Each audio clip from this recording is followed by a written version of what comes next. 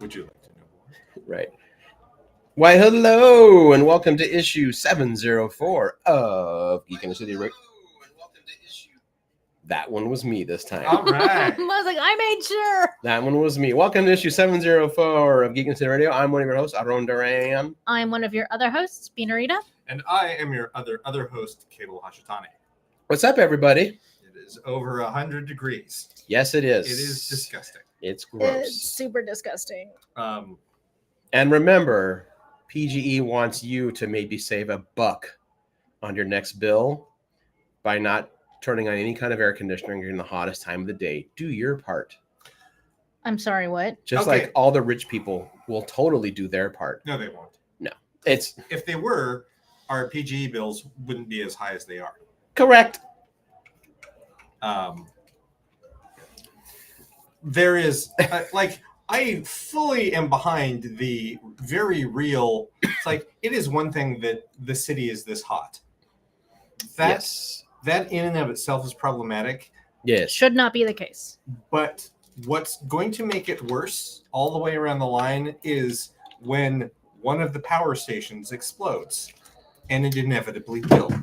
If we continue at this heat level for too many days and everyone is overtaxing the grid, that's what's going to happen. Yeah, they'll do rolling brownouts. Mhm. They mentioned it yesterday. They don't foresee it needing to happen.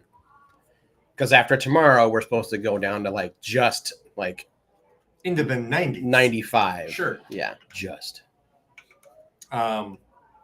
I would like you know me. I don't want to condone violence towards anyone or anything, but please tell the next person that says that climate change is a myth, just slap them. Don't engage them in any sort of argument. Don't present them with facts. Just slap them. Light them on fire and tell them they're not on fire. Allegedly. Don't do that.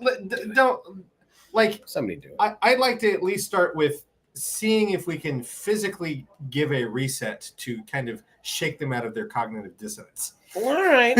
Sure. Cool. Okay. All right. You have more faith in people than I do, I guess. You're right, I do. Yeah. That's That's true. Yeah. This is known. This is known. I know we were going for a bit there, but I actually do. I do have faith in people. It is Faith of the my heart. You're making it worse. Yeah. It is both my greatest strength and greatest weakness. Yeah. Is my continued belief in the human race. Yeah. Do it. It's I feel like there's no safe direction for this conversation to go now. yeah. And I regret taking it in this direction to Oh, begin please with. don't. This is fine. I know that that humanity is going to be my downfall. It won't be cancer. It'll just be humans. Well, having a body is really what's going to do you in. Yeah. Boy, isn't that the truth? Yep. Guess what happened a year ago? Yep. It was not a year ago. It was a year ago. It was. To this show, 1 year. It was later in the month. No, because I waited a whole week to go to the hospital. So next Tuesday is when I would finally go to. Next Monday was when I would finally go to the hospital. I know when I had my own stroke pain. We were Okay. interviewing Taylor from Witch Hunt Theater. Witch Hunt Theater. Yeah, About their September show. Oh my Yeah, God. about- You about to exact date fact checked? Yes. she I am is. now because we're doing this. We have to. That's all. No. No, and it's not about being right. I just need to know now. Okay. You sure it's not about being right? I mean, it could be both. It's about being right. Anyway, I have been having weird feels today because, a year ago I almost, died. So it would have been the 23rd. No, because I went into the hospital on the 24th. Did the show go up a week late? Yes. Okay, there you go. Yes, it did. Very well. Because I was, in no condition to play on the computer for a whole week.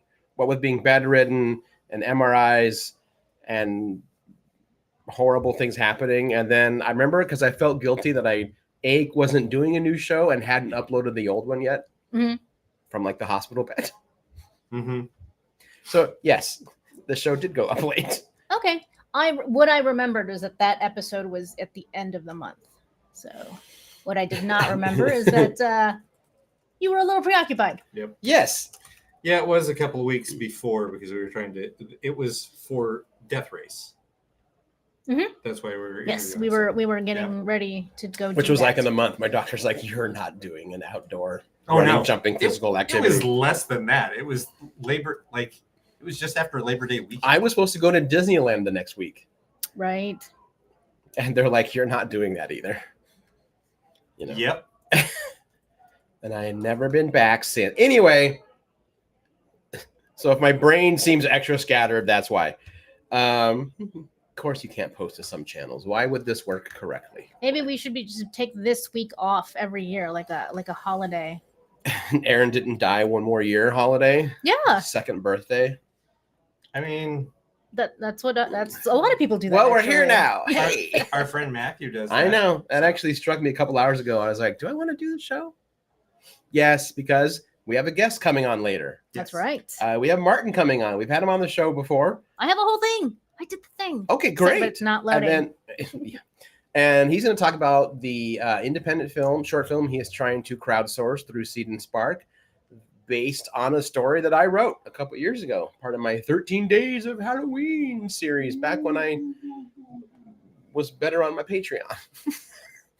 You've been busy. I've been a Other lot of things. Yeah. It's been a year. It has been a year. Stroke, recovery, relationships, home life, new job, trying to get more comics made. Yeah, I think that's it. Doesn't There's really not much else. it's only like In 5 life. bullet points, but that's pretty much life, really. That's Mhm, that's mhm. all of it. So there it is. That is a lot of bullet points for a person. It is. Yeah, that's right. So yeah, I'm excited to have Martin on. It's gonna be great. But in the meantime, before he logs on, I think we have stuff behind you guys. Oh, you want to do that now? Yeah, let's do it now. Why not? Cable, look behind you. Oh, and a ghost will follow you home. Or a dinosaur. Or a dinosaur. They're dinosaur boxes, man. Dinosaur boxes. Dooby-dooby-dooby-dooby-doo. You can't link the. It's not Tetris, Cable.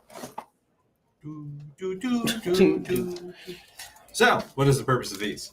Someone had a birthday, even though they don't like to talk about it. Oh, no, I don't mind talking about it. I just don't you know me, I Celebrate. don't celebrate until like 2026. Well, It's we gonna be want to fun. celebrate your birthday. Cool, thank you. That's what we did. That's a big Against deal. your will, we're celebrating you. right. I'm not saying you can't. It's Happy fine. freaking birthday, Fucking Cable. like it. Thanks. No, we wanted you to have these. Okay, Mhm. thank you. Open these. I can open these? Yeah. Yeah. Well, thank you very much. Oh, speaking of a ghost will follow you home, I did see the Haunted Mansion movie finally. How was it? If you're a Haunted Mansion fan, you're gonna fucking love it. Okay. If you're not a Haunted Mansion fan, you're gonna be like, okay, it's a run-of-the-mill Disney supernatural comedy family movie. Okay. You know, it has Jared Leto, but you don't recognize him because it's the Hatbox Ghost. It doesn't even sound like him. Yeah. Yeah. Woo. That's the Cage one, right? How the kids do this on the The TikTok. Grimlock. Grimlock. Well, I don't think you Grim need to. Keeper. If Grim it's Keeper. bigger than, the Grimlock's back a of the- than dinosaur. your hand, I don't think you need to put your hand behind it. Mhm. Can't That's- they that's tell? for You can see- visibility. Oh, okay. Well, thank you. That's very cool. The Lego toy that puts children in a chest cage, Yeah, this is like Vecna. like, again, the villain of this show is a lich. Goddamn right he is. I don't I care did- what they tell you. I did receive the ship. Oh, nice. Yeah, that pre-order I made live on the show showed up like last week. Nice. Now I just need time to build it. And we're just gonna not talk about the part where little children know what a lich is and have dreams about them. Yeah, I mean, kids designed this series, Yeah. right? That's what I'm saying. Speaking of, it's the lich. Yeah. The lich in question. Or the Nightmare right there. King. The as night- they, as they It's- refer to him. And for anyone who's watched Dreams so far, this would be the Merrick minifig. Here's a bigger one version right here. Mm-hmm. Oh, yep. Like watching the show, it's still very unnerving to go. This is Aaron and Denise and Christian and Merrick and me. What the fuck is this? Just like in The Wizard of Oz. Yes. And you were there, and you were there. Like you were like the things that just came out of Mateo. I'm like, I've heard you say these things. No. Yes, I've watched a few of them. Yeah. Yes. Yes. It just solidifies it even more. And then there's the lovely little Mrs. Castillo and her little taco truck. I love that thing. Meet. Fuck, that's Her great. little turtle taco. Her little truck. turtle taco truck. Mm-hmm. Yeah. Sounds. Well, thank you very Tacos. much. I have, for the first time in a long time, a backlog of Lego sets that I have not put together. That's not a bad thing. I think I have 4 other sets at home that I haven't even bothered to crack open. Man. One of them's the Shrimp Shack.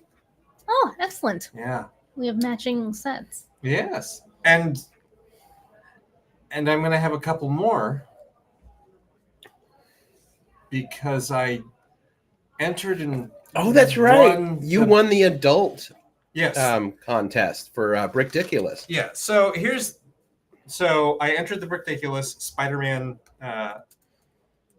build mock contest, Mhm. and had there not been age categories, Yeah. I would have happily pulled myself out of contention Right.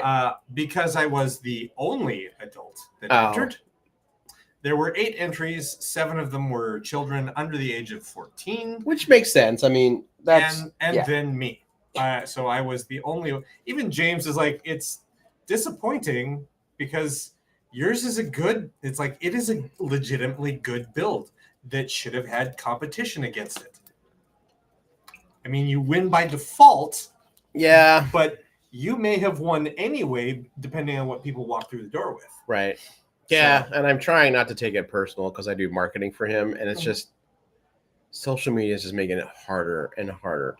But that it you Part don't of have it to is that take a marketing personal. person is now a full-time job. If you are not creating content 24 hours a day for your clients, Mhm. it's just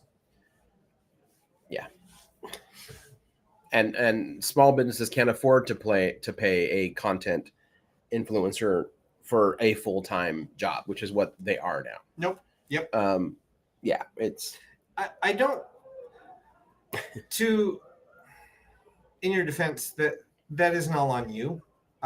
It is Yeah. also like Portlug meets at his shop. They knew about the contest. that is true. And I messaged them a few times being like, hey, do you want to talk about this? Never heard back from them. But What? In this town? I don't, Yeah, no right. follow through in Portland? It's like one of the very first things I learned about this city. That no one follows through or follows up or communicates? Yep. Yeah. I'm like, hello, sir or ma'am. I would like to give you money and business. Crickets. These are the things that I would like to purchase from you. How much do you charge? Crickets. Crickets. Yep. Right. Oh, Sorry. Itchy eye. itchy eyes. But yeah, like so. Yes, I won by default. The kids who won, they did great. Like they did. It made it so that James was able to give a team of 3 that made a build. Mhm. Each they were supposed to get the one prize, and they would have to split what they get. Right. He's like, we've got enough. I'm just going to go ahead and give one, like the first place to each member of the team, which is pretty great. But those prizes are forthcoming. I think it's when we go and pick our sets up in a couple weeks. Right. So, because I think he still has to get them signed by Bendis. Yeah, that's cool. So you're getting which is cool. You're getting the Miles Morales, like the large kind of. I always call them the Bionicle figures. Right. It's I refer to them as the buildable figures. Okay. Because that's what they were coining them as when they started that with Star Wars. Okay. But the buildable figures of Miles Morales, and then a set that has Morbius and Miles Morales in it, and a big vampire car for Morbius. I don't know why he has a vampire car, but you know. Same reason why Spider-Man has the buggy. Well, that's because the spider buggy is cool. It is cool. It also can do whatever a spider can. Yes. Yeah. I was glad for the experience. I was glad to participate in the contest, and no, that's I cool. look forward to the next one that it holds, because I'm going to continue to like sit down and make something for a competition. Nice. I know they had the brick art print too, which was cool. Yeah, I'm not sure how many people showed up, but it was a cool idea because, again, it's hard to get the word out on these things. After running a gallery for 15 years, a lot of it is just you just have to be there. You have to consistently, the space itself, you just have to consistently be there. Yeah. And your audience will find you. Eventually, yeah, I was getting a lot of like, oh, this sounds cool. Sorry, I missed it. When did you talk about it? And I was like, we started posting about it 2 months ago. Yep. And at least 3 times a week we brought it up. Oh, that's the same reason why whenever now we talk to someone who wants to be on the show to talk about an event coming up, I'm like, you need to come on a month early. Yeah. Because it just takes people weeks to catch up with everything. So that's just the thing. It's like, oh yeah, I just listened to that show. It's too bad I missed that thing. Right. I'm telling you, newsletters. I have one. Well, I'm not telling you, the colloquial you. Okay. I know you're doing a thing. We had a whole conversation about it. Yep. Although I haven't done much with it either lately because everything. Newsletters. That's secondary. Newsletters take a lot of time. I do like that I do love that we're basically back to live journaling. Like we've just come back to that kind of thing. Yep. So, yeah, no, that's really cool. I'm super jazzed for you. Thanks. Yeah. I was kind of bummed. The other thing, I don't think it's going to happen this summer that they had planned. What did they Can't talk about it on the show. Oh, okay. Talk about it afterwards. Well, I'm preemptively bummed. Yes. Okay. So yeah, and I've got some credit there. I've got to know thing is I have way less space than even before to show sets now. And like I want the blacksmith set, even though it's getting harder and harder to get.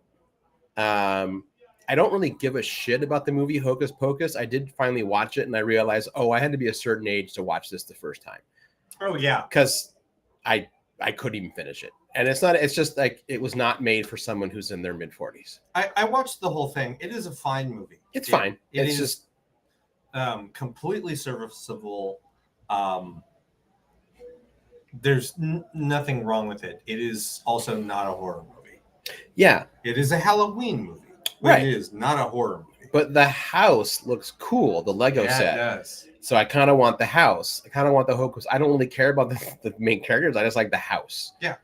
Because it would fit well into a medieval village. With the medieval village, and next year we're finally getting like the D&D 50th Lego set with the dragon, and I believe it comes with an adventure to use the set. So I want all that, and like that'll link up really well with my haunted house and maybe the lighthouse, like all these things. I'll just make a creepy, spooky coastal town. Oh, yeah, that's what you should do. All right. Well, you know what? I do believe our guest is here. Should we invite him? Yes. Please. Yes. That was delayed. You can do an intro. Sorry. Well, now it's awkward anyway. So, Denise, welcome our guest. All right. We have here on the show, a friend of the show, local filmmaker, erstwhile co-host, Martin Varva. That's true. Hey. You are here, Martin, to talk to us about the movie that you are working on with Aaron. Yes, absolutely. Thank you so much. And I want to say happy belated birthday to Cable as well. Oh, thanks. I don't know how the rest of you are. For a good portion of my existence, I've been really terrible with birthdays and remembering birthdays. And when I stumble across and remember a friend's birthday, it's like, oh, I got to input that in the calendar or put that in their profile in my phone, because it's just not a thing that sticks with me at all. Yep. No, I get that. And also, don't feel bad. So for almost 15 years, I put my mom's wrong birthday in Google Calendar. So it was always the day after. Where now she doesn't even expect me to call her on her birthday, because I just recently fixed it like last year. And literally every year my mom's like, thanks, Mijo. It was yesterday. No, it wasn't. Yes, it was. I know 4 people's birthdays, like the dates off the top of my head. Okay. Maybe another 4 if I like stop and think about it. Mhm. And so I will know when those dates are coming up, but the actual day of, nothing. It's like the information just deletes the moment I actually need it. Like, it's coming, but the brain's like, we ain't going to remind you. Yeah. No, you reminded me a week and a half ago when it wasn't useful, and now nothing. Wait.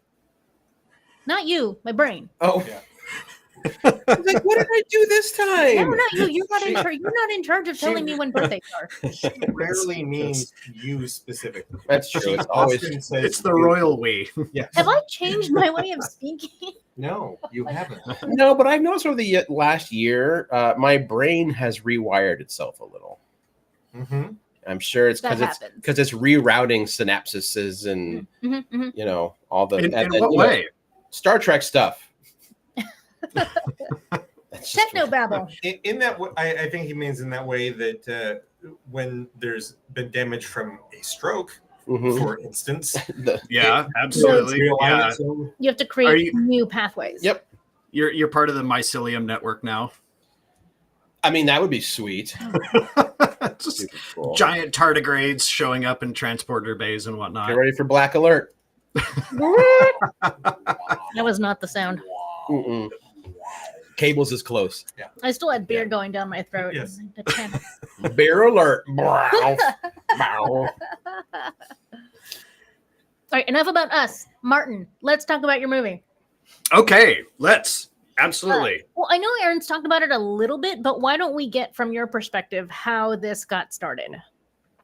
How I got started. So I bought the shorts volume 1, which is Aaron's. That's the 13 Days of Halloween compendium that he was doing for Patreon folks and all of that. And so I have a pretty extensive, almost complete bibliography of Aaron's writing.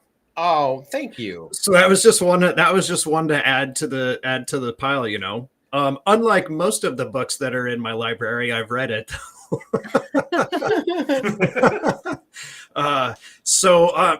You know what? I got it, and I read through the stories. There was another one that we had worked on for a little while. I don't know if I can mention the name because I know there was some stuff that was going on, so I won't bring it up. But there was one. Go ahead. I don't care. So Adelita was one, just like visually that story just really, really, really stuck with me. And the one that takes place in the storm where she hunts somebody down in the cabin. Yes. Yeah. And I think you've got, are there 3 Adelita stories or 2 Adelita stories in the volume 1? Volume 1 has, It's at least 9 2 of the Adelita stories. yeah, there's 9. In the little compendium one. Mhm. Yep. There's 9 of them. There's 9. I love How that am I- you brought it with you. Oh yeah, Unless I'm absolutely. One day I will finalize the novella, because there's like a 5,000 word finale to that story arc that Oh wow. I have written and have never edited or put in book format. I actually hired someone to do a cover for like a pulp, like a yellow, what do they call it? No, penny dreadful. Whatever they used to do in the Old West. Yellow journalism was the shitty journalism, right? Yes, it Okay, was. trying to, my brain is, but to look like a You're tattered calling old about the penny pulp. dreadfuls. Yeah. Do it like a Louis L'Amour Western kind of a style. So the woman I hired, I said, make it look like an old beat ass Louis L'Amour cover that you would have Mhm. found like in your grandfather's basement. Oh my God. And she Yeah. did, and it's righteous. And one day I will put it all together and crowdsource it. Nice. Well, Adelita is still one of those that I think about. There's another one that's in there that is Up to the Task. That's another one that's stuck with me for years, and I've talked to Aaron about doing that one too. And I've actually kind of outlined that one into being a feature, but I haven't gotten past like a really ugly, rough outline that's And really terrible. But we it's can just challenge it's you. ideas. I don't mind holding back. Up to the task is the zombie one, right? Yes. Yep. Yeah. Yeah. So in this one, the world, like the zombie apocalypse has happened and we've all moved on. Mhm. But now there are specific jobs, and your job is to nail a corpse to a coffin so it doesn't come back up. And to once it resurrects, to put it down so people can still have funerals and all that stuff. Like Mhm. putting a toothpick in your sandwich.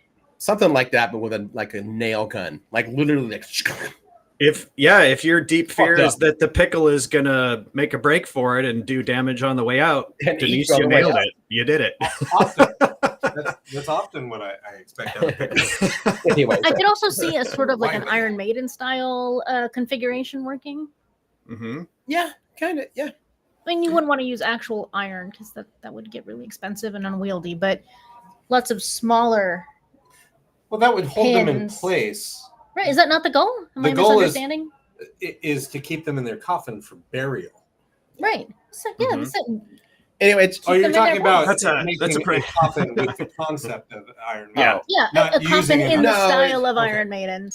it's this whole thing where like they're called nailers unofficially, and that Yes. yeah, they pin them down, then they end their existence completely.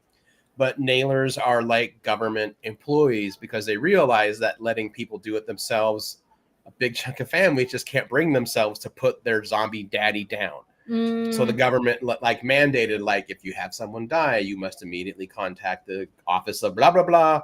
We send a nailer out. They hang out in the back of the room of like a funeral and wait for their turn to do their thing. So yeah. And I love that story and the whole setup that is played out in there.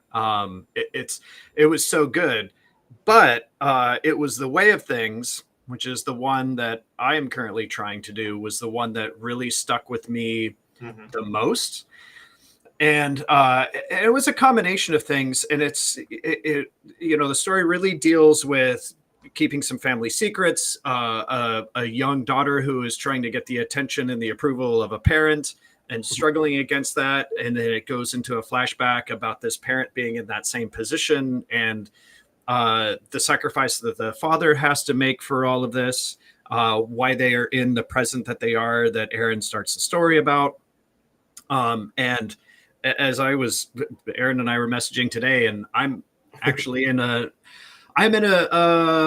very compromised position with my family right now because of this film, because they really feel that this film has, and the campaign has outed them in a way, and they're very upset with me. And I have talked about the family trauma and the family secrets and let them know that it's not a part of this film or anything. But The Way of Things really spoke to it.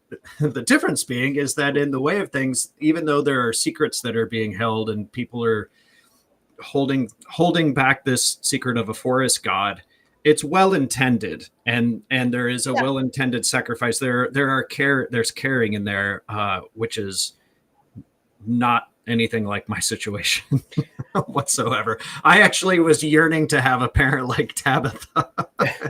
Tabitha's the mom. Very much so, the mom. Yeah. So, well, a lot of it was very much inspired by. I don't want to give too much. Well, people who have probably read the short would know this. Like part of it was inspired by me mushroom foraging and kind of falling in love with the idea of like a creature that lives and resurrects but needs decay to do it and needs like a fuel source. Mm. And another part of it is like I'm a big fan of like the creepy monster thing that isn't actually a monster. It just is what it is. Like the Guillermo del Toro thing of like, yeah, this thing's beautiful. It's also a monster. Doesn't mean it's not beautiful. And it does what it does. You cannot apply human morality to what it does. And that's the creature in it. And then our mutual friend, all of us, like when she read it, Tara up in Alaska was like, can I draw this thing? Like, I love this visual. Can I draw it? I think we posted a picture of the drawing over a year ago now. Which is great with mythical. Yeah, that was up her and- wheelhouse. Like, you mean Yeah. a mythical, weird, creepy forest fungus monster that looks like a deer? Yeah.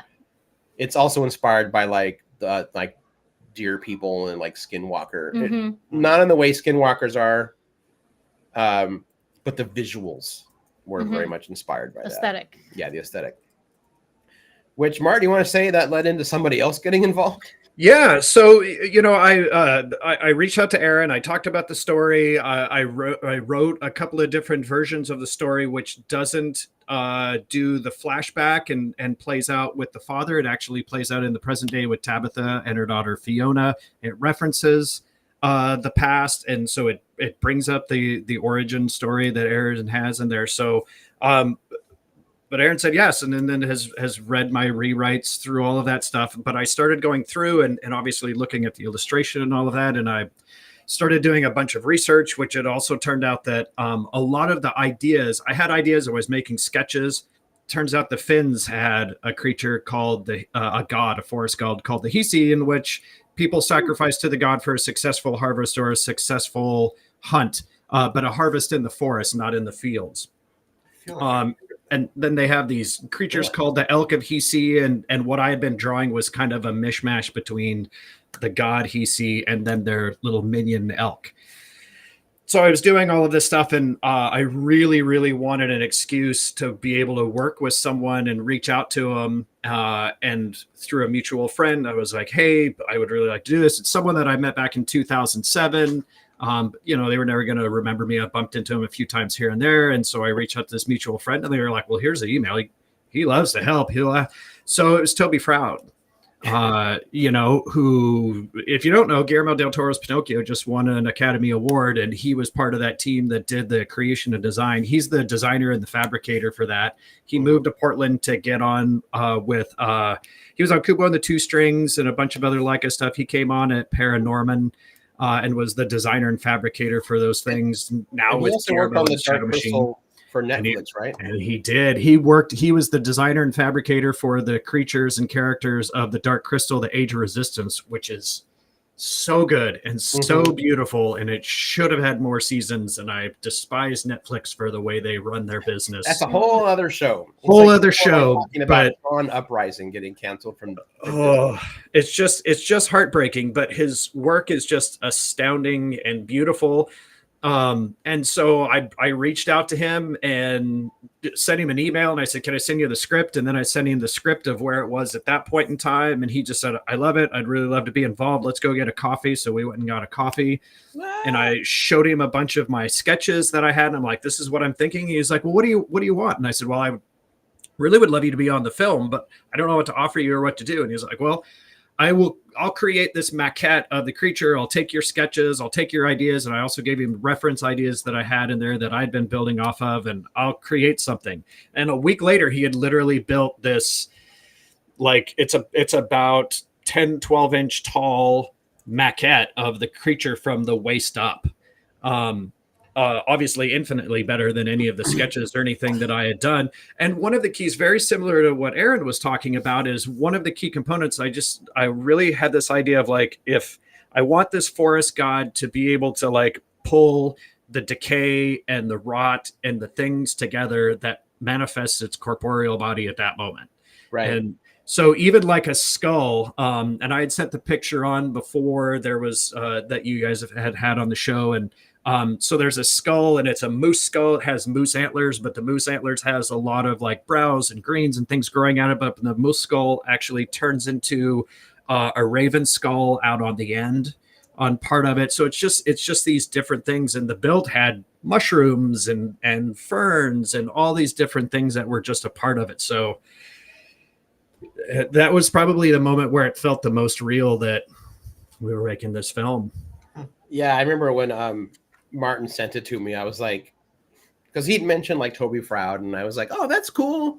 And not that, well, a little cynical in my head. I was like, and not that I thought like Martin was like feeding me a line, but he knows things. He's worked in film. You both have worked some form of creative thing where it's like you're promised something from somebody, and you're like, well, we'll see when it happens. Right. And that's kind of how I felt when Martin was like, hey, Toby Froud wants to like do something. I'm like, that'd be awesome. In my head, I'm like, he doesn't have the time. He's gonna want, can't afford him. And then like a few days later, Martin sends me the picture of the maquette, and I was like, what the shit? he just made it? Like, holy crap. So yeah. Yeah, it was completely nuts. And I had the same reaction too. I got this email and Toby's like, hey, here's what I kind of whipped up. Tell me what you think. And if you have some changes or ideas, just let me know. And I was like, this is better than anything I'll ever think of in 10 of my lifetimes. Yeah. Yeah, it was just so good. And that was when it just became the most real, and I became the most driven to be able to put this together. Right. I like that it's something I just whipped up. Yeah. So a little over a week ago, you launched a campaign on Seed and Spark to fund it. I did. So I started putting some people together. Some people came, some people went.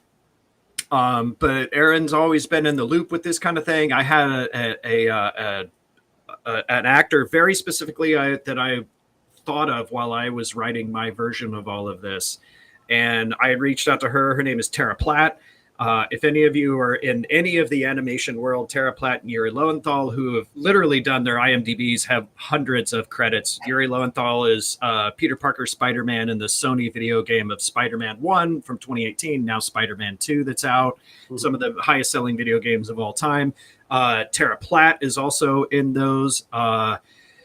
And just a ton of anime. If you're a fan of Ruby, that's done by Rooster Teeth, she's one of the primary characters in Ruby. So Tara's just done a ton of stuff. But the thing with Tara and Yuri is that they want to be doing live action as much as voiceover, but people don't give them credit for any of that. So Tara's on board. A buddy of mine who was in a film that I did back in 2018 called Benahui, he was my creature suit actor, is on board for doing the suit. So I just had these people, and I've been trying. It took me months to actually put together a campaign and do it on Seed and Spark. So it is live. To greenlight the film is $30,000. And so for all the people that are listening, and you're wondering why I'm doing it $30,000, because a lot of people try to ask for like $10,000 or $15,000. I'm trying to pay a proper wage. There's a line item in there for Aaron. Aaron gets paid as a writer. He's literally getting a WGA wage out of this thing. My actor, Tara, is getting a SAG-AFTRA wage for this thing. But the other people in the crew are not actually getting full day rates. They're probably closer to like 75% rates. Mm-hmm. And then I'm not getting paid a single thing. And I'm producing, I'm directing. I'm no longer editing. I can talk about the editor. I had an editor come on board named Jesse Averta, who is an Emmy Award-winning editor for Sesame Street as well as Disney films. Oh, cool. He reached out to me on Twitter and he was like, hey, if you don't have an editor, I'll do this. I'm like, oh my goodness. And we had a talk. He's like, yep, I'll do it. He's like, you don't even have to pay me because I'm already getting paid by Disney to do this other stuff. And I'm like, oh my goodness. Well, I have to do these special effects too. And he's like, oh no, I'll do the special effects. It's all good. Wow. And also, like, I talked with Martin about this. It's not in the official campaign because it's an unofficial capacity. But I have a friend through Comic People. He works for a design house in LA, and he has offered to do the title sequences for The Way of Things pro bono. He's the guy that does the bulk of the Marvel title sequences, not counting Secret Invasion. Wow. He's also designed almost every promo poster you've liked for the last decade for Marvel. Okay. That's him. If his time allows, he would also do a poster. He did the new Loki poster. And so, Aaron, when you messaged me and I was like, oh, this is cool. This is going to be somebody who's, and then you sent me a picture. I was like, oh my God. Yeah. Get him now. Get him. But this all really, all this requires the campaign to be a success, which is tricky right now because everyone's kind of low on funds. Yep. And social media does make it hard to share campaigns. Like they kind of bury it. And if you're not already like a known quantity, it can be really hard to get your name out there. Mm-hmm. So, yeah, Tara Platt, Yuri Lowenthal were kind of my aces in the hole with some stuff. Obviously, Toby Froud, but he's not very active on things. But Yuri and Tara were all in. And then, obviously Elon bought Twitter and then all went away and things started changing and everything got crazy. But when the blue check marks went away and that got changed into something else, they lost a significant part of their audience. And not just that, but their engagements tanked. And, they could do a live event on Instagram where they did live signings all the time of pictures, and people would be live on Instagram and they'd promote it on Twitter. And they would have thousands of people would show up and would buy pictures from them live online while they were signing them from their studio. They can't get anybody to show up for any of that stuff anymore. The engagements just disappeared because they're not spreading hate. They're not doing terrible stuff. So it just all tanked. Yeah. And that's the rough spot about when you're someone like this type of indie creator. Like, you still need these things to get the word out because all the other venues have been closed. But yeah, if we wanted to it's just, well, look at who we had the other day, Aaron. Yeah, we actually had Neil Gaiman retweet and on Blue Sky share this is cool. Yep. And I don't want to make this into lament and woe is us, but it's frustrating. It's tough. It's like Neil Gaiman is down for it. People are like, I still don't know what you're talking about. I haven't seen it yet. Yeah, we've gotten two pledges since Neil Gaiman reached his nearly 4 million person audience on there. Yeah. And my engagements on there, because now they show you the analytics on Twitter and all of that stuff. It's hundreds of thousands of people have supposedly seen the tweet on their numbers, but it's only been retweeted probably about 24 times and liked by maybe about 2 or 3 dozen people across 4 million folks. Yeah. It's just, that's what I'm trying to say positive about it. The story is really cool. The scripts is great. I have an idea where you'd film it, which is awesome. I think we've talked about it in the past. There's an area just outside of Portland that is gorgeous and perfect for it. It's all about getting eyes and money behind it. That's the nature of all creative endeavors, though. Yeah. I'll make it a little easier for folks. It's on Seed and Spark. Seed and Spark is a crowdfunding thing, just like Go or any of those things. Thing I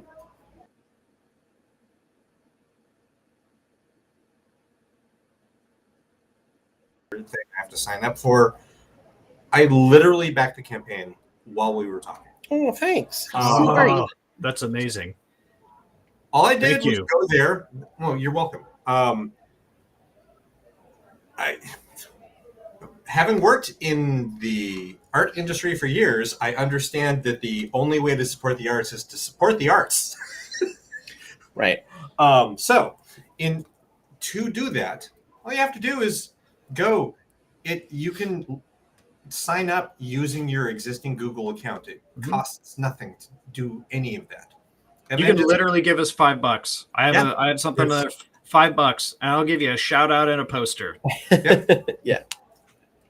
Yeah, and this is, and here's the other thing. We are now at least a year out from any of you all getting something new.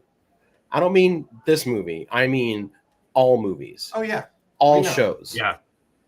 Those of you who watched the season finale of Strange New Worlds, which was fantastic, I got bad news. You're 2 years out from part 2. Yeah, I know.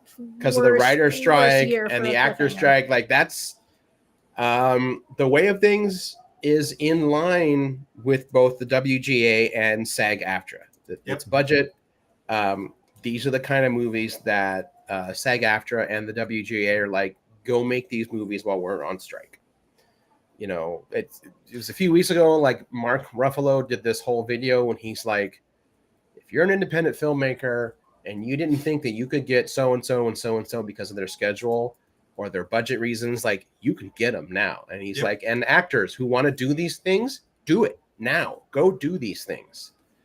Justine Bateman was really good to jump in there and just say, hey, Mark, this is a really great idea. But just so you know, you've been getting these offers for a long time. And your agent and manager don't give them to you. And that's so on keep that the in mind. Yeah. And that's not on Mark. That's on, absolutely. Their agents and their managers. Yeah, slight tangent. That's why we never got Brad Pitt in What We Do in the Shadows. He wanted to do it. His agent and manager assumed it was beneath him and when he found out, he was like, "Don't ever do that again." Yeah. I wanted to be on the show. That would have been fun to play like Louis one more time, kind of thing. And they have had people like Robert Downey Jr., which I don't blame you for, but he said, I will never do low budget indie stuff. All of that, you don't know where your chair is going to be. You don't know where the bathroom's going to be. You don't know how the food's going to be. I'm not showing up to that stuff. I only do like big Disney stuff. That's great. He's legacy. He's the Nepo kid, and he can afford to be able to do all of that stuff. But for the others that want to do something and can believe in some stories, we got stories. Yeah, for sure. If you are a listener who has been following anything about what's going on with the WGA strike or the SAG-AFTRA strike, WGA strike is now over 100 days. Is that right? Yes. Okay. A couple days ago it was 100 days. Yeah. So if you've been following any of that, then this is how if you had wished, man, I wish I had some way of saying, this is what I want to see in entertainment. I wish I had some way of saying, I support artists. I support the people making these things. Directly funding a movie like The Way of Things is exactly how you do that. Yeah. Thank you for saying that. That's huge. I was thinking it's a fine line between like, please help us, and be like, no, we just. It's like, I understand that, and I understand if both of you were coming from that angle. It's like, I don't want to sit here going, please, but we can certainly take it from the standpoint of we are artists and we are explaining and educating people how the arts work in a capitalist society. Right. And it's not this is a good thing or this is a bad thing. It is how things are. It will continue to be how things are until we change them. Right. We have to educate everybody first. Yeah. Yeah. Oh, go ahead, Aaron. No, I'm just gonna like repeat probably what Cable was gonna say of like, we're kind of in the middle of the system, and right now we can't change it. Which means if you exist in late stage capitalism, but you like art that's not put out by the three companies that kind of run everything, you have to pay for it. There's like no, because don't be wrong, I don't want to speak for Martin, but I could assume that if Martin didn't have bills, he would just make this movie. Same with me. If I didn't have bills, I would just write shit to make it, and if people see it, great. If not, whatever. Same with everyone involved in the arts. I mean, that's a known thing. Right. We all know that that's exactly what would happen if not for the constantly trying to survive. Yeah. The four of us. Some people know that, and it's, I was having this discussion with someone the other day, and it's, the big thing about the arts. And when you look at the people who are successful, and you can pick a name, and there are the people who have gotten there because of nepotism or whatever. And I'm not knocking that. They got in. If they created great stuff, I love James Gunn's stuff. I love what he has done. There's several other people. I will always support Jamie Lee Curtis for the most part. I've loved, the films Jamie Lee Curtis has made. But what makes it easier is surviving those times when you're creating art for free because you're building your portfolio. And I don't know of any other job where you're building your portfolio on your own time for free in your basement, in your garage, in your attic, in back alleys. You're pulling together your friends. You're doing all of this stuff. I don't think HVAC folks have to learn how to do HVAC on their own spare time to be able to get a job. Wall Street folks, even the apprentice trades, they're still paid while they're apprentices. Yeah. Right. And more so than I make, actually. Yeah. Artists are. Free. Yeah. And then there's a whole like, well, if you wanted to make money, you shouldn't have gotten into this. And my argument is like, all the things you love to read and watch and play, that all took artists. It also all took tradespeople also. Mm-hmm. That's the other thing you hear about, like, artsy fartsy liberal people don't have any real skills. First off, you'll be hard pressed to find anyone that works in the creative industry that also isn't pretty good at accounting and budgeting or carpentry or like and out of necessity. Yeah. And all of these productions that get made also have truck drivers and carpenters and Mhm. electricians and welders, and like it's they're going to get fed. That's the art, that's but- an expense. There's food. I'm paying for people's food. We got to feed them. Yeah. Yeah. If people wanted to apply what you said, Aaron, there, if people wanted to apply that same kind of metric to healthcare system, well, you should have gotten into something else if you wanted to make money. Put put that toward the healthcare system. Point it at that direction. Yeah. You're front loading the next Marvel film when you go and see the current Marvel film. That one's already paid off. You're paying ahead for this film and you're going to be able to watch The Way of Things for free. It just is. Eventually it's either going to go out to all the people who paid for it, or it's going to go out for free somewhere else on YouTube after it makes any kind of a festival run or pays us off in some way of getting some leverage. But people are going to see it for free and it's paid for. The next Marvel movie's paid for the same way. They just didn't have to start a Seed and Spark or an Indiegogo to do it. So when you go to the movie theater, you're front loading the next film. Right. You just are. I feel like Aaron probably knows more about this, and you probably know about this, but Denise and I don't work in film and haven't worked in film. All of my film experience, like 80% of my film experience, Martin was there for. So. Okay. Right.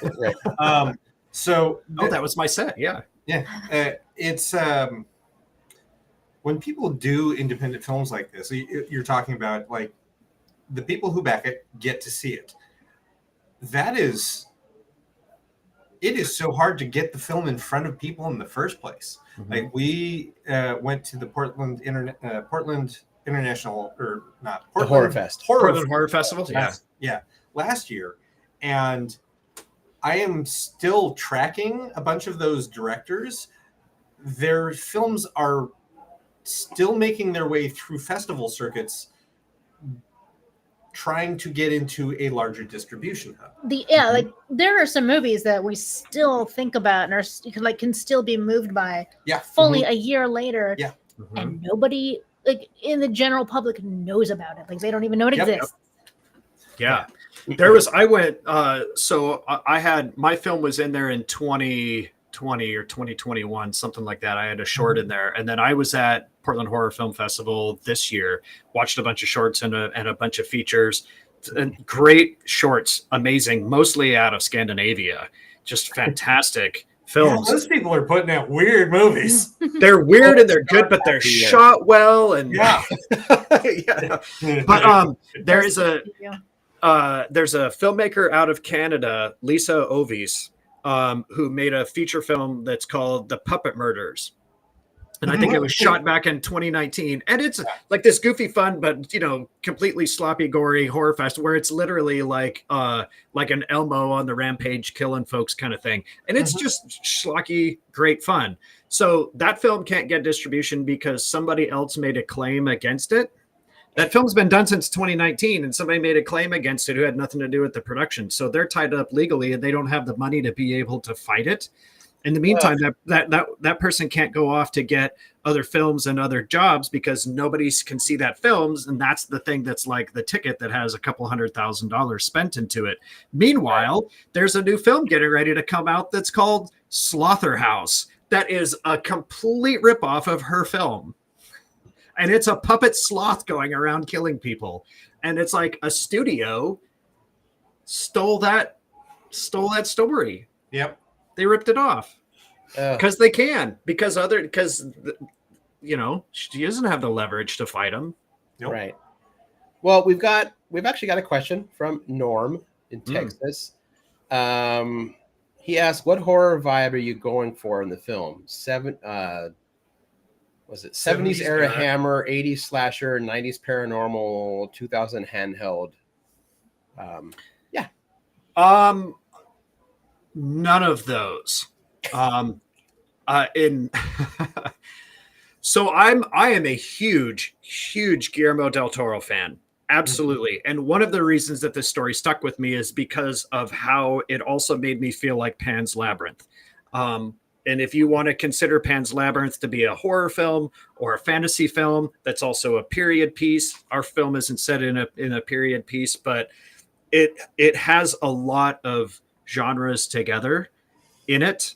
horror being one of those, and the horror of the people is more important than the horror of the monster. Well, I guess aside from the pale man and all of that, but the general that's running that house and everything, that's the monster. And the references back to the tables of them eating is the table of the pale man eating and taking and consuming all of these things, and just all of this.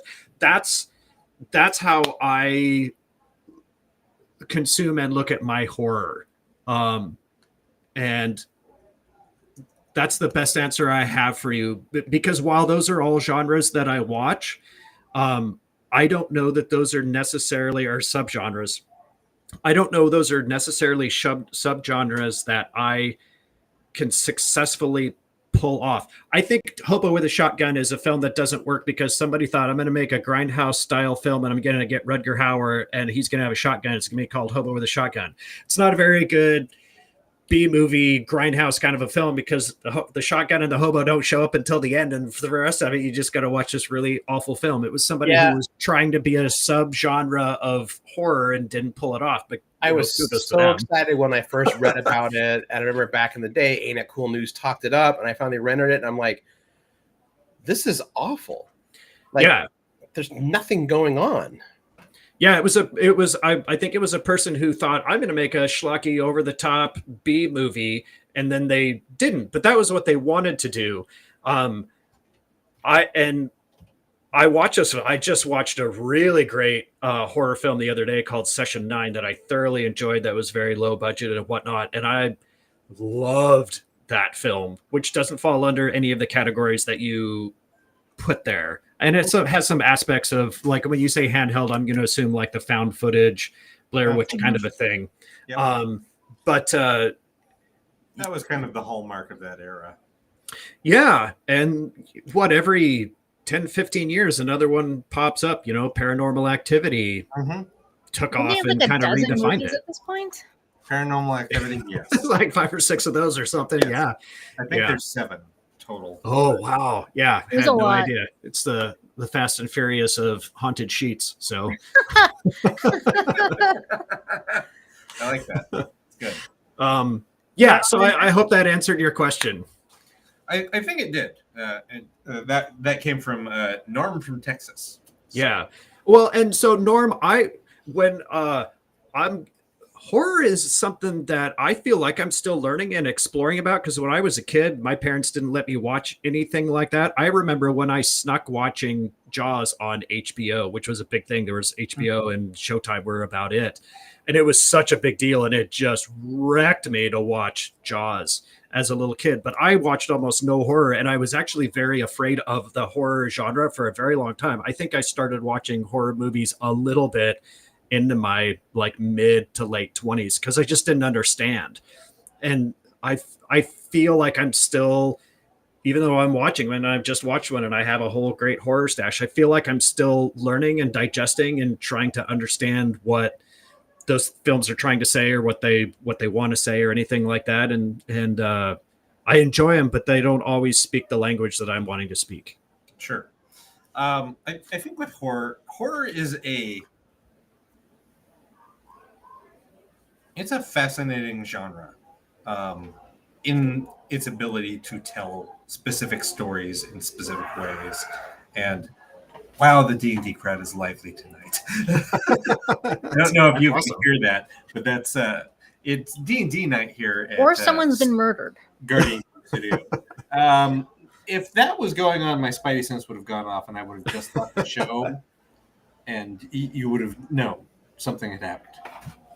I have spidey sense for this place. I have been here so long. It's like, nope, something's wrong. I have to go fix it. I'm on the other side of the store. I just know it. Lost my train of thought. You were talking about how it's just an interesting genre of storytelling and subgenres. Yeah. And I feel like that, I think the way of things isn't going to be horror means different things to different people. Like having that list of subgenres is one thing, but there are people that think, horror is slasher films. It's like, well, slasher films are horror. Not all horror is slasher films. Mhm. So, like, I think this is going to fit in the genre, in that place where it's like, this is going to be horror that makes you uncomfortable, and it's going to make you ask questions, and it's going to definitely make you think about what you just watched for longer than it took you to watch it. Excellent. I hope that's the case. That's what we all hope. Yeah. Thank you. It's horror has the best audience. I got to tell you, they're forgiving. It The does. horror fans can look at you and go, Yeah. you had $250,000, but you just pulled off a really great horror film. Mhm. You win for it. Yeah. Well, because again, it really is. It's really not about the effects or who the bad guy is, how much gore you can orchestrate. It's the story. Mhm. What is the story that you're telling, and did you tell it effectively? You know, and some of the most popular horror films have had like less than a pint of fake blood. Texas Chainsaw Massacre doesn't even have 2 cups of fake blood. Mm-hmm. I watched that for the first time a couple of months ago, the original one, because like I was saying with my answer to Norm, I was afraid of horror films to a certain degree. So there's a whole world of those early grindhouse horror films. That was a film that I was afraid to watch because I didn't know what I was going to see. I'm going to admit on the radio that I'm right there with you. Like, I watched some horror as a kid, Mhm. and then when I started watching horror again as a teen, like I remember being on some school trip. We were all crowded in a hotel room. It's like speech and debate or something like that. And everyone it's like, hey, they've got HBO. So we were watching the first Nightmare on Elm Street, which I had never seen. Everyone else in the room had seen before. And they're all still freaked out.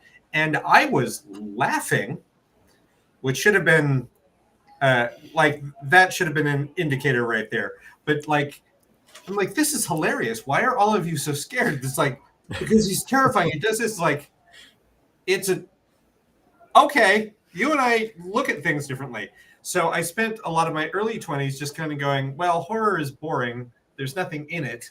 I don't want to watch it. And it wasn't until my 30s where I started going back and watching a lot of the classics like Jaws, like Carrie, and going, now I understand what's going on. Yeah. And now I have a better idea of what horror is trying to say to me, and I started letting it speak its language to me. Also, you're the only person I know who laughed the first time they saw Nightmare on Elm Street. Like the only one. It was hilarious. Robert Englund's Freddy was hilarious. He's not wrong. He's not wrong, but if not for the burn scars and the murder, he's kind of a clown. Genuinely funny. Like, it is a very dark humor in that movie that they play up from 2 on. But that first one, it was like the movie that broke me. Like the first movie that scared me was Poltergeist. Absolutely terrified me. Yeah. It's so that guy tearing his face apart. I had an entirely sleepless night waiting for my stuffed animals to murder me. Yes. Yeah. And then my brain from going, oh my God, this is terrifying, to, wait a minute, how'd they do that? Was John Carpenter's The Thing.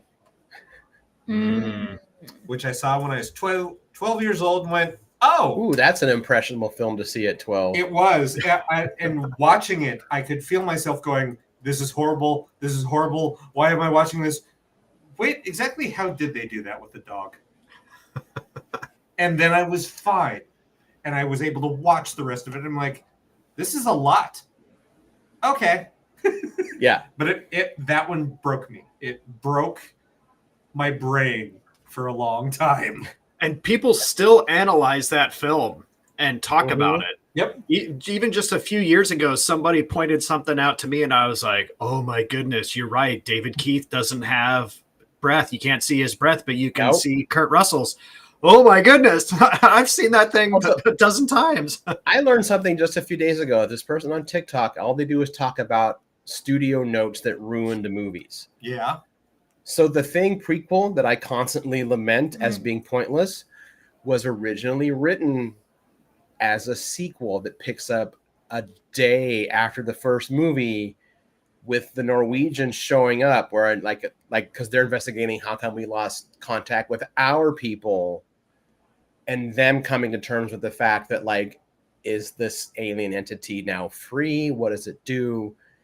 And apparently they got through all its writing. They started filming it. The studio saw dailies and went like, we don't think people are going to get this because they're going to have to know about the first movie, and no one really knows that movie. So let's just make a prequel. Actually, they first wanted to make a remake, and the pushback was at least let's make it a prequel. Yeah. Well, and that was the one where I think they had almost all of that film shot with the practical stuff. And then the studio was like, we're going to digitize it all. And they just went right over the top of it with digital effects. Yeah. Oh, it's heartbreaking. So you know what, Denise? There probably is a good movie there. The studio ruined it. I don't know why this has to be about me and my feelings about the movie. I'm just saying. Why can't it be about your feelings? Because I'm like the only person who doesn't think that film is shit. So whatever. It doesn't matter. I still haven't watched it. So I don't think that. Well, maybe you will, and then you will think it's shit. It doesn't matter. The best iteration of The Thing that is spawned from John Carpenter's version is a short story that someone wrote from the perspective of The Thing. Oh, I've never read that. Wow. I haven't technically read it either. There used to be this podcast back in the day, in the early days of podcasts, that would take story submissions, and then someone would like voice act it for the podcast. Wow. I'll have to find it because I think about it often. I have to find that. Yeah, it's really good. Loud weird. cars. Aliens. Yeah. I always like whenever someone brings it. I always like it when someone discovers The Descent for the first time. Sorry. Yeah, I'm looking at in the chat. Yeah. That I watched The Descent for the first time. It was during the pandemic. So somewhere between 2020 and 21, somewhere in there. Which version did you see? I didn't know there was multiple endings though. Does she get out of the cave at the very end? Yes. Yeah. Through like the elk bones and everything like that. The American ending. There's an alternate. Oh. They made them reshoot it because it's a downer. So the original ending is the creatures just circling in on her as it gets darker and darker after she blows out the birthday cake in her mind. Yeah. It's darker and darker. You hear them going, they're clicking shrieks, and then black credits. Wow. I had no. Okay. Yeah, she's not meant to survive. No one's meant to survive. No. Well, and that's, I've never seen The Descent too, because it just seemed like, what was the point? This thing nailed it. This was so great. Now I want to see that alternate ending. What's her name is also brought back in The Descent too. The one that has the affair, the affair, and like she somehow survived all that shit. Yeah, it's bad. It's so bad. And the thing that's cool about The Descent is something that I appreciated. Here's a deep cut, Deep Star 6, where half the people are killed by the other half of the people on the crew because they're just messing up and killing each other, goofing up or making mistakes or losing their mind or whatever. So I love that kind of stuff. Yeah. I don't know this movie. Deep Star 6 is weird. It's not going to be a great film, but Deep Star 6. So there was when James Cameron made The Abyss, a lot of people were making this big push to have films that were going to come out against it. So there was Peter Weller's Leviathan came out about the same time. Yeah. And then Deep Star 6 had, that was the BJ and the Bear guy. I can't remember his name. I think was the one. Oh, wow. Yeah. So Mia Peoples. Yep. Oh, man. Yeah. And they were all trying to like get in there before The Abyss and making assumptions on it. Yeah. Who you see in everything. He's one of those, I know that guy. And Miguel's that was kind of those three. And I'm sure like Asylum or whoever it was, Moonrise Entertainment probably had their kind of like knockoffs of those kind of sea creature monster things too going on. Interesting. Yeah. Maybe I'll find this one. It's weird. It's very late 80s. I love 80s horror films, and if I've never heard of this one, it doesn't bode well. Oh, look, they've even got a Paul Reiser type. Yeah. That's the guy where I said, you know him, you've seen him in everything, you just don't know who it is. Yeah. Yeah. Yeah, it's like the dude that played Endo. It's like he's in like every action movie somewhere along the Yep. way. Yeah. You just end up seeing him. Yeah, he's made an entire career of being that person. Yeah. Yeah. That's funny. All right. Well, we are running out of time here. So, We are. Martin, if you have any Go. any final thoughts that you wanted to share. Well, so for anyone, and Cable, thank you for being that person that does that. That's huge. And for anybody else that donates, please do. But if you can't donate, if you share through whatever means you have, and even repeatedly, we've got 17 days left. Just share it every day, share it every other day on Facebook or whatever. Talk about it. Go and follow it. If you follow it, that helps us out too, because when we get a lot of follows and a lot of shares, Seed and Spark recognizes that, and then they put us out there as well. Yeah. So just help us out. I mean, I'm gonna make the thing anyway. I don't want to go into credit card debt and get a divorce over it, but I'm prepared to do what I got to do. Yay, filmmaking. Yeah. Say hi, comics. Yeah. Running haunts. Running haunts. Well, That's this right. is taking a dark turn. It's not a dark turn. This it is the what I'm reality- supposed to do. Yeah, it's the reality of art, being an artist in capitalism. We have to talk about it. Otherwise, people will just go, "Oh, they're just artists. It's fine." It's like, no, it's not. This is what happens. It can It be is, the yeah. reality of things and also a dark turn in the conversation simultaneously. Sure, Cable. this is true. I'm This is all true. only pointing out that we are. I wanted to end on a high note. Well, the high note is thank you for every single person who was on and watched, and the question. And even if you just go and check it out, I will never know of your existence if you don't do anything. But just go look at it. Watch the 3-minute video. I will love you for that, and support the art that you do love and that you do want to support. Because maybe this one isn't for you, but please do it for whoever and whenever you can. It's so important. So thank you so very much for any of your time, and thank you all for having me a part of this. This is so wonderful and lovely. Like, I just can't say thank you enough. Thank you, Martin. That was Thank you. I can echo his statement. On a high note, Hmm. I didn't die. That's You didn't. great. There you go. There's a Bravo. high note. For Aaron's holding going to get paid for this. That's how I'm going to leave the high note. There you go. That'd be cool. Well, we should wrap it up. Martin, thank you for joining us. Mhm. Next week, I have no Snakes. idea. We'll figure something out. Yeah. We're in the spooky season, so get ready for spooky stuff. So yeah, I'm Aron Duran, I'm Beanarita. And I'm Cable Hashitani. and our guest has been Martin. Martin, Galaxy And- Sailor. Yeah, we will talk to everybody next week. Bye, y'all.